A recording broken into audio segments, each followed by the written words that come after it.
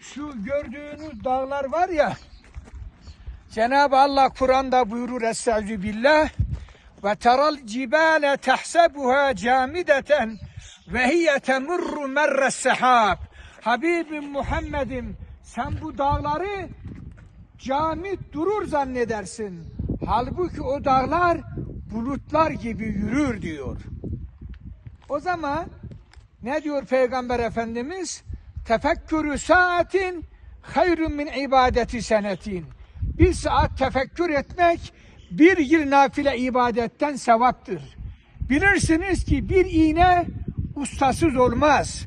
Bir harf katipsiz olmaz. Bir köy muhtarsız olmaz. Uçsuz bucaksız bu kainat sahipsiz olur mu? Sahibi kimdir bu kainatın? Allah. Mesnuğuna bak, Halikini gör. Mesnuğuna bak, saniini gör.